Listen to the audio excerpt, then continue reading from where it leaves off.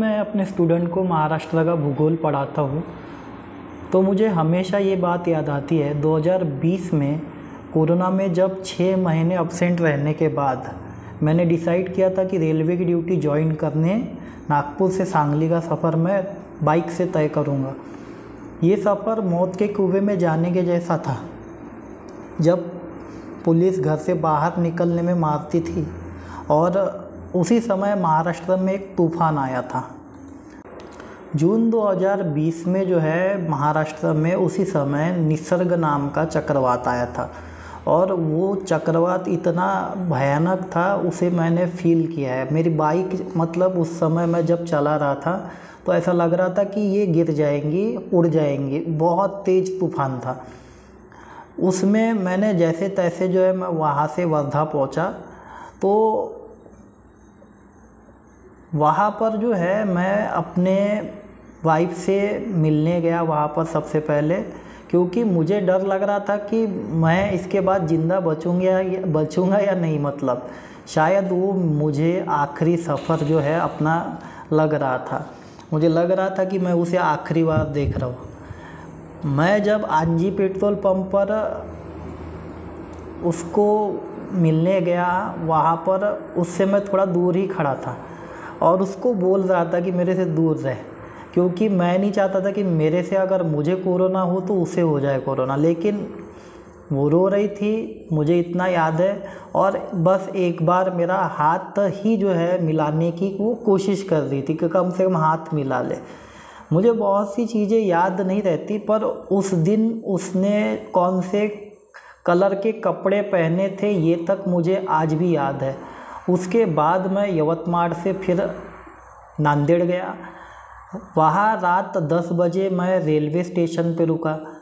फिर रात भर तो मैं सोया नहीं था। फिर मैं 4 बजे लातूर क्रॉस किया। फिर उस्मानाबाद कब पार हुआ मुझे पता ही नहीं चला। सोलापुर में मेरा बहुत बुरा एक्सीडेंट होते होते बच गया, क्योंकि मैं सोया नहीं था रात भर और गाड़ी चलाते हुए मेरी आँख भी लग रही थी।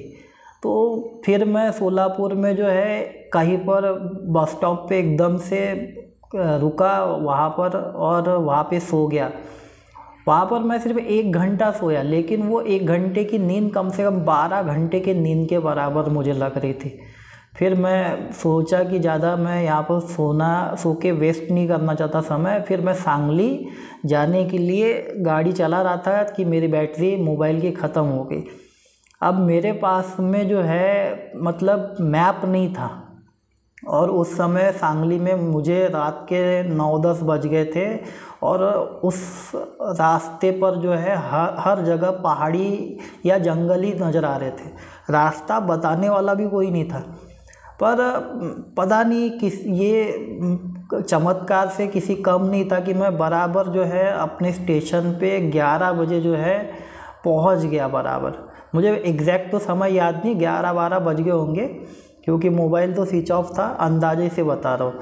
तो वहाँ पे पहुँच गया। उसके बाद जो है मुझे लगा कि मतलब कि जान में जान आई कि ये सफ़र तय हो गया है।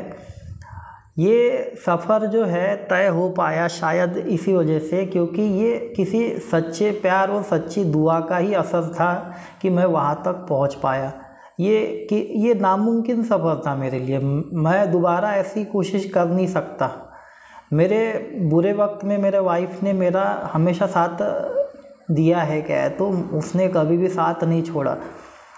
और ये कहानी जो है मैं अपने बेटी को कभी भी सुनाऊंगा तो मुझे इतना पता है कि उसको ये कहानी कभी भी बोर नहीं करेंगी, क्योंकि ये कहानी सच्ची है।